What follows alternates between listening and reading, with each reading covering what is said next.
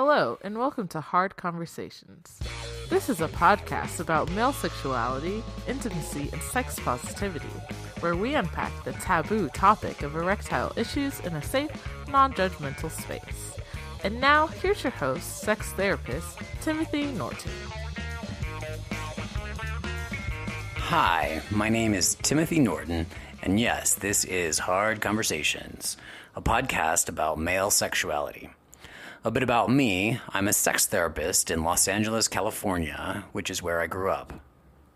I'm anatomically male, have a penis of my own, and I talk to lots of men about their penises as part of my day job.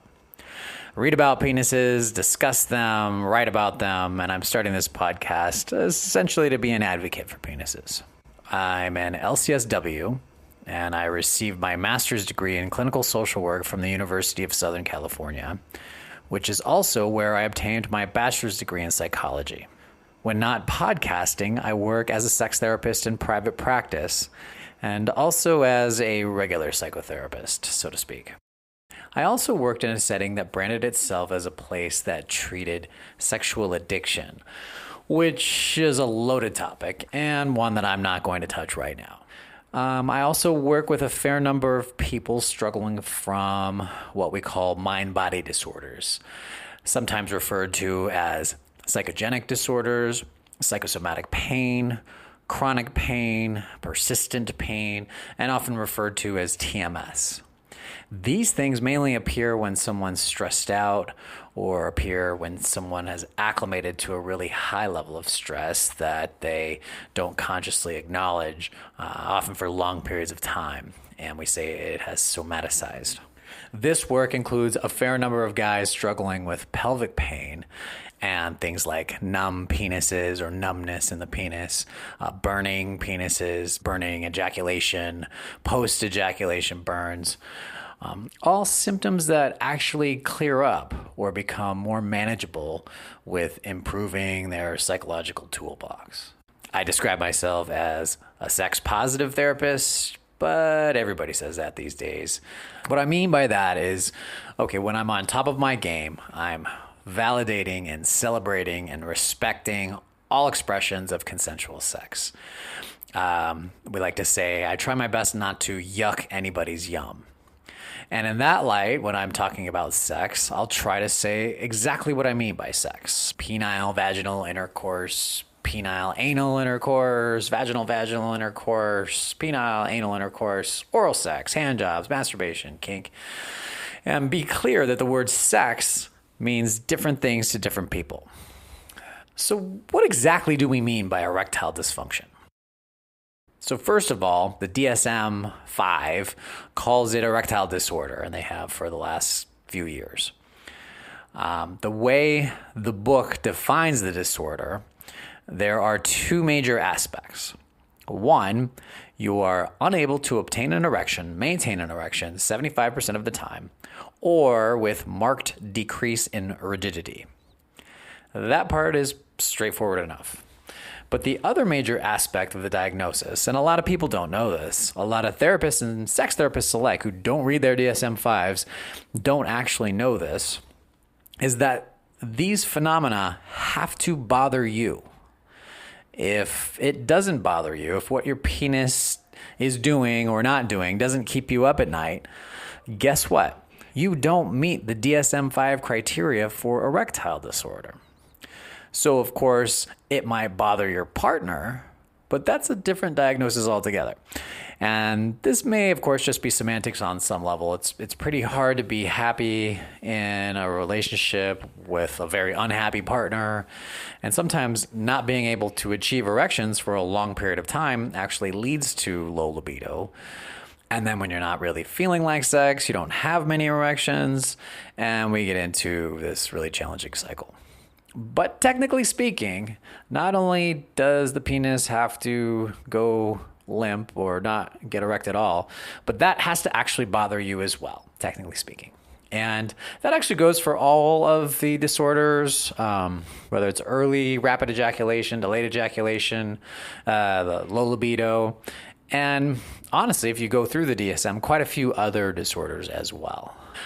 I recently read that up to 10% of men under the age of 40 may be struggling with this condition labeled erectile disorder.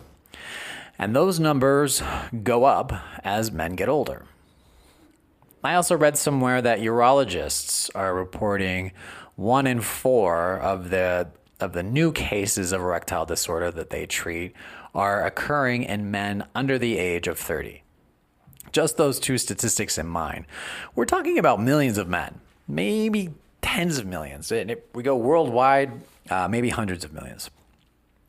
Yet, for as common as this is, to me, it really still feels like nobody is talking about it. And by that, I mean, okay, sure, there's the occasional sitcom joke, or there's that little article that pops up in your Facebook or your Twitter, or your Snapchat. But at least from my perspective, and of course I do have a bias, it's not enough. Sexuality is really important to a lot of people, and it's often a really difficult thing for people to talk about. As a sex therapist, I talk about this kind of thing a lot, and honestly, I've seen a lot of guys make a lot of progress with some really straightforward and basic treatment. So I feel like sharing some of this information, getting a few guests on this show, people that I know and people that I'm looking forward to interviewing, try to get a couple dozen podcast episodes out there. And I feel like by doing all this, we could really flesh this out and really help a lot of guys and really decrease the amount of stress in the world, especially sexually related stress, and really increase the amount of good sex happening in the world. I think we can all agree that the time for these hard conversations is long overdue. And I say that not only as a person who works throughout the week to decrease people's anxiety and who wants people to suffer from fewer symptoms of mental illness. I say that as almost as a political advocate for men who are on the receiving end of a lot of oppressive messages regarding sexuality. Oppressive in the sense that they were held to a pretty high standard regarding performance. And there are a few really damaging narratives out there regarding what a man should be doing in the bedroom that just are impractical. They're devoid of a consciousness of physiological functioning. And they're a little ridiculous. I've sat with a lot of men who experience a tremendous amount of shame when dealing with this. The studies on what this can do to a man they're kind of like those studies that you see all the time that are pretty obvious, but they do exist. We do have the survey data. Yes, it affects his marriage, his relationships, dating life, work performance, general self-esteem, all the things you'd expect. And honestly, in my firsthand experience, the ones who I think are possibly most ashamed have this pattern of calling, scheduling an appointment, and actually never making it in. And sometimes those, even though I never really know much about the guy, sometimes those break my heart. I get those calls and those no-shows, and I just know a little bit about their story. I'm reminded of the fact that 70% of the men with erectile issues never get treatment. So I'm trying to get those guys some more help, some information. And I want to normalize the conversation about penises, so the idea of talking about it and dealing with it is way less anxiety-provoking. My intention is to have people on this show who know more about the subject than I do. To hear from regular guys whose relationships are struggling, hear from their partners. I want to interview sex therapists, sex educators, urologists, other doctors, physical therapists, sex experts, sex workers, porn stars, tantric healers, experts on toys, experts on penis pumps, penile injections, implants. I want to have someone on who really does know the fight, flight, freeze mechanisms. And absolutely anyone, for whatever reason, knows about this topic. Oftentimes it gets overlooked that society, culture, and the media, your friends, your family, your neighbors, your coworkers play just as much a role in your sexuality as your current levels of testosterone or libidos do. And of course, sexuality is impacted by childhoods, schooling, trauma, anxiety, relationship struggles, poor sleep, loss of attraction. The list goes on, as does the number of people who could break down different aspects of male sexuality. So I do hope to get on a wide variety of guests. Most episodes, there will be some nod to taking care of yourself. And I can say with confidence that if you're not sleeping, you might not get much out of this podcast. You might want to start there with a sleeping podcast, as lack of sleep will definitely affect your sexual functioning, along with many other areas of your life. I tell a lot of my clients that if everyone slept 8 hours uninterrupted every night, half the therapists in the world and probably half the doctors would go out of business. And I like to take the time to mention all these things because if you've ever been naked in a bedroom and on the receiving end of the "what happened" question, I want it to be clear that so many things could have happened, to the point that that's kind of a silly question. Male sexuality, contrary to popular belief, is quite complex. And a lot of the time, there's a tendency for people to have really unnecessarily harsh reactions to this very common occurrence.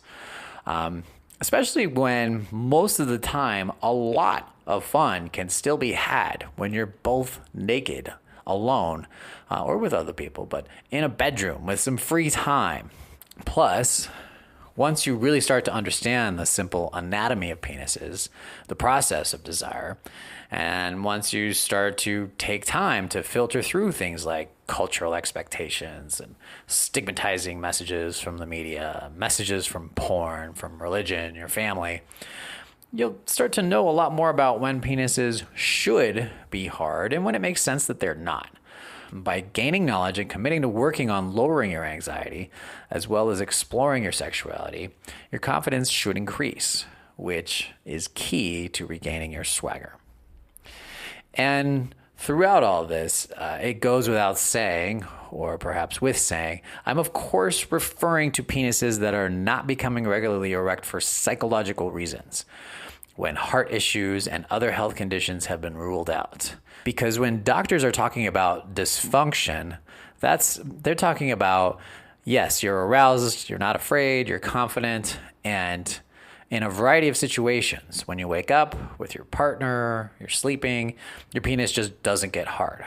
That's a dysfunction that requires medical intervention. But here we're talking more about this disorder, the uncooperative penis. Penises that struggle in certain situations, but not in others. With certain partners, but not with others. At certain stages of life. And that distinction will be crucial. Because again, dysfunction is oftentimes flat out inaccurate. If you're anxious and your central nervous system is in a fight, flight, or freeze mode, blood should not be rushing into your penis for sex. It should be rushing to other parts of your body to best prepare you for fighting, fleeing, or freezing. When your penis allows that process to take place, it is functioning exactly the way it's supposed to be functioning. Now, whether or not you're in a situation that actually calls for fighting, fleeing, or freezing are among the kinds of things we're going to try to talk about on this show and get a better understanding of. Ever since I started introducing myself to people as a sex therapist, there's this thing that happens in social situations when after I tell people what I do, they say, "Okay, Tim, what exactly does that mean? Do you have sex with your clients?" No, person, I don't have sex with my clients. It's talk therapy. We talk about sex. We have them gain insight about their sexuality and what's going on in the bedroom. And oftentimes I'm basically working with anxiety and how it manifests in sexual situations, in penises and vaginas. But if I've noticed that if I keep it brief and I just say something like, "Yeah, I work with erectile issues," people have this reply, regardless of who it is, 80 to 90% of the time, they'll just look at me and say, "Well, hey, that's a medical problem." Now, so I find that disappointing, and sometimes I actually cringe. Especially sometimes other therapists will say that to me. And so it really speaks to the pervasiveness of this message that, think about it. When somebody just met a sex therapist, confidently looks them in the eye and tells them with a fair amount of certainty, hey, I know it's your job and all to use psychotherapy to treat erectile issues, but you might want to know that this is a medical problem. Wow. I think it's kind of a cultural thing for people to talk about things that they don't know what they're talking about. But honestly, I find it depressing and frustrating and somewhat of one of the main motivators to get this podcast going. I think in general, there's a lack of dialogue about how anxiety affects our bodies in a general sense and how anxiety affects our health and what that actually looks like and how to actually deal with that. And I'll probably rant about that plenty more at some point. But for now, the thing that irks me isn't just that someone is mentioning medical erectile issues exist. That's fine. Of course they do. It's that they're characterizing all erectile issues as medical in one fell swoop. Sure, a significant portion of erectile issues are medical. If your penis isn't getting hard in the morning or when you masturbate by yourself or ever, yes, go to a doctor. Go to a medical doctor now. You could have a serious heart condition or some other problem that I am in no way qualified to explore. Erectile disorder or dysfunction is a symptom of a handful of things that are pretty serious. But this kind of dysfunction may only account for half of erectile issues. The research shows somewhere between 30 and 70%, but as low as 30%. And the variance in between, that's a big gap. But the variance has to do with how ED or whatever they're calling it gets defined. Regardless, the message that's out there, and largely the message from pharmaceutical companies and the websites of urologists, they make it sound like ED or whatever they're going to call it is 90 to 100% biological. And this is largely because of the intensity of the marketing strategies by Pfizer since 1998, which was the year that Pfizer first released sildenafil to the masses, more popularly known as Viagra. Viagra was immediately very popular because it was effective. And at the time, there wasn't a ton of help for erectile issues being offered by the medical community. The option to take a pill is obviously a lot easier than just about anything, especially when we're talking about gaining emotional awareness, working on your relationship, adopting a mindfulness practice, going to yoga, learning anxiety reduction techniques, exploring your sexuality. Those things are hard. Those are hard conversations. Those are difficult things to work on. But they're good things to work on. And Pfizer knew people don't want to do that. And so they've had a pretty one-sided message for a long time. And, it would have been nice had the message been, Viagra, you will still have relationship problems and still have anxiety, but you will be able to have more sex. Of course, that didn't happen. And that there are any psychological underpinnings of erectile dysfunction has largely been omitted from the discourse. And if you think about it, their effectiveness, like if this is new knowledge, if you thought that we've always regarded erectile dysfunction as a biological thing, no, before 98, it was a psychological thing. We call it stage fright. It was really straightforward. And what Pfizer did was actually pretty impressive. What that marketing team accomplished, and then we see this a lot these days, but they altered reality. They made alternative facts. Until that time, old books on ED, it was really clearly understood, probably to the other end of the spectrum. There were probably a lot of guys out there who had significant medical issues, but they were being told that it was all in there, that it was all psychological. But even though Pfizer's medications have turned out to be so quote unquote successful, a very significant number of men take these pills in secrecy. If you think about it, that's pretty understandable, especially depending on the nature of your relationship. And it might be easier to just not have to have that hard conversation. But relationships oftentimes entail hard conversations. And if you're holding things in that you've never told anybody about and are struggling even to admit these things to yourself, I'm not going to pretend that it's going to be easy for you to talk about them. You may have to enlist the services of a therapist. a dating coach, a sex coach. You may have to buy a book or two. You may have to open up to a friend or a stranger in ways that you never have. You may have to unpack some really difficult traumatic memories. You may not have to. Let me be clear. That definitely doesn't always have to happen for those armchair psychologists out there who think that the way to uncover all of these things is to talk about trauma. We're very resilient. Oftentimes, trauma, is trauma for one person isn't trauma for somebody else. So, but sometimes it definitely is a part of the process. You may need an expert to parse this out for you. And I can't pretend that any of these things are going to be very easy. But it's important work, and hopefully this podcast will help. Hopefully it will get the ball rolling. So back to Viagra, sildenafil. What it does is very basic. It makes blood flow more easily, which is nice for when we're anxious, because sometimes when we're anxious, our breath gets shallow, which makes blood vessels constrict. If you think about someone hyperventilating, taking very short breaths, their blood isn't flowing. Sometimes I even have to stop. I have to pause my recording during this podcast to take deep breaths. I'm sitting in a room by myself, thinking about millions of people. I have a little narcissism. Thinking about dozens of people judging me. And sure, my anxiety starts to grow. And I'll take a deep breath and in through the nose, slow, long 8-count breath, and out through the mouth. What that does is it loosens the capillaries, and it's actually a very effective tool. And so what Viagra does is it kind of interrupts that process. You could say it helps your body ignore that physiological anxiety response.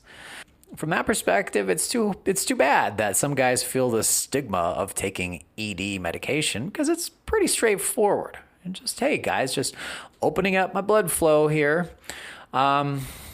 Whatever, your friends might say, well, just do some breathing. You're like, I'm going to take a pill. Some people just don't respond well to therapy or anxiety reduction techniques or breathing apps or mindfulness. Sometimes it just doesn't work. And sometimes they just don't have the patience, they don't have the discipline, they don't have the time, whatever. I get it. Sometimes they're really unlucky at finding therapists that they match with, or coaches, or whomever they want to work with. Some people, it was so awful early on, they don't want to think about all the things that are emotionally traumatizing for them. So they're making a choice, and I get it. Total emotional honesty, total congruence with our actions and our values. It's a really hard thing to achieve. Maybe impossible. So there's no judgment here with your decision to take Viagra. Just know what you're doing and own it. You need to work on addressing your anxiety, but you're not there yet. In the meantime, you want to have some sex. At some point, the medication probably will stop working. Maybe at that point, you'll deal with the anxiety. Fine. You could do it now when anxiety tends to, over long periods of time, it somaticizes. It might turn into something pretty difficult, but maybe just timing's just off. Maybe the circumstances aren't right. No judgment. The last thing you want is guilt and shame about taking this medication, mainly because guilt and shame tend to be libido killers. Well, that's no good. So just to be clear, I'm not against sildenafil or any of its cousins in the, Levitra, Cialis. I'm not against any of it philosophically. Okay, honest admission, pharmaceutical companies in general are not my favorite part of capitalism, not my favorite part of the world. But these medications, they work pretty well. I actually tried sildenafil a couple times, and it was amazing. There's no judgment here. The main issues that I run into in my practice, and you see this in the literature too, is A, the secrecy, which I mentioned, and B, the fact that some men become dependent on them and they stop working at some point. So for the secrecy, the problem is that when the penis is getting hard, when a man really isn't super interested in sex, or is actually pretty upset or anxious or whatever, not in the mood, yet he's still hard, some relational patterns may start to develop that are pretty confusing to the partner and pretty unsustainable. He or she might ask, "What's happening? We've been having amazing sex for years. Even when you're anxious, you always have the best hard-ons." And if all along these hard-ons might only have been occurring because of medication, that's going to be a hard conversation. As to the dependency, we're not really sure scientifically, to my understanding. We're not exactly sure why it eventually stops working. But if your anxiety problem is going unaddressed for years on end and your relationship is evolving in a way that it structurally doesn't get addressed, the medication appears that it just won't be strong enough to deal with the amount of pressure that you were under or the amount of emotion that you are burying, and so on and so forth. Now, all of this said, in the opinion of a lot of couples therapists and sex therapists, sexual issues are couples issues. If you're in a polyamorous relationship, it could be a triad issue or tons of other things. But sexual issues are couples issues, and I want to make sure that you're not sitting here listening to this podcast because someone you've been dating for 10 years has uploaded the episodes to your phone and telling you got to go and fix your dick. Make sure to just play them. Just if of anything, play this line of the podcast. Maybe they listened to the first 2 minutes and they were like, "Oh, he just needs something." Dear partner, don't do this. Be a compassionate partner. Be an empathic partner. Be a present partner. Of course, if your man isn't openly communicating to you or is preempting your hard conversations with angry outbursts or shutting down, or he's just otherwise avoiding you, there's not much you can do, and okay, play in the podcast. But both of you need to learn how to talk about sex. Both of you need to express how you like to be spoken to when talking about sex. And you have to be willing to learn how to show up in your relationship. You have to be willing to take some accountability, especially if the sex used to be good. You have to be willing to explore different aspects of your sexual relationship. That you just criticizing someone generally doesn't work anywhere else in life, at work, in your family, or any other situations. But that if you really want to have more naked and alone time with someone and have an erect penis present, that there's some things that you might want to learn about men and about your partner. And right off the bat, start by normalizing non-PVI, non-penile vaginal intercourse, that foreplay and afterplay and all kinds of other play is super fun and probably most people's favorite things to do, or among people's most favorite things to do. And making sex out to be this competition to have this passionate, unscheduled, perfect 45 minutes of pounding sexual intimacy that climaxes in a simultaneous ejaculation, squirting orgasm, and that anything short of that is somehow wrong, or there's somehow off or faulty or less than and undesirable. It's ridiculous. It's such a false binary. It's such a so wrong, so black or white thinking, so just utterly ridiculous that it's come to this, that so many people are thinking of it that way.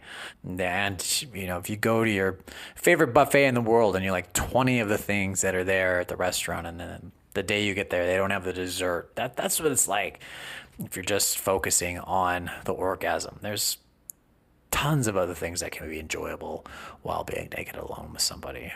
And we're not saying we never have to have a hard penis in this situation again.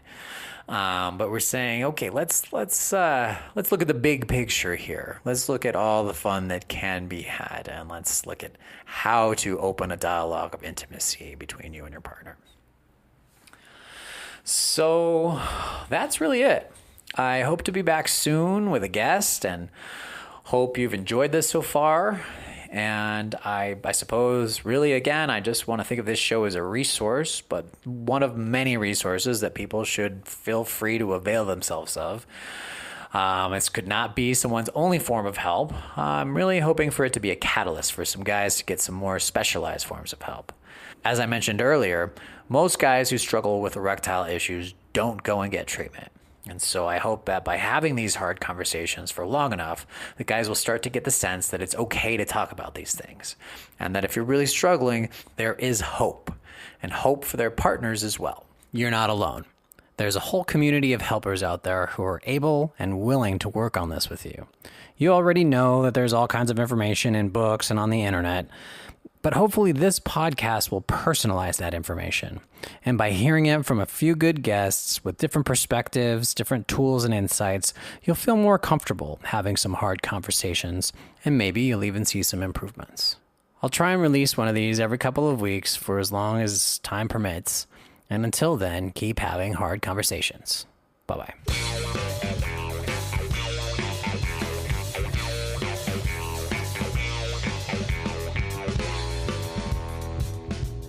Thanks to the show's executive producer, Robin Morrison. Thanks to Kat Murphy, director of social media. Thanks to Team Scrub for the music. Thanks to the sound engineer, Ravi Carmen. Thanks to Brian Hui for naming the show. Thanks to Alex Pitts for the intro. Thanks to Arlene Asuncion for the logo. You can find this podcast at hardconversationspodcast.com or wherever you get your podcasts. You can locate me on Twitter at Tim Norton LCSW or on my website for my private practice, timnortontherapy.com. You can also email us at hardconversationspodcast@gmail.com or call into our hotline at 662-626-4276. That's 662-MAN-HARD. Thanks to all my friends and family for brainstorming this show with me. Shoutouts to the sex-positive community, including sex educators, sex therapists, sex coaches, other fellow sex podcasters, sex surrogates, academics, the sexual health medical community, sex workers, the tantric community, and everybody else involved with having hard conversations. Bye-bye.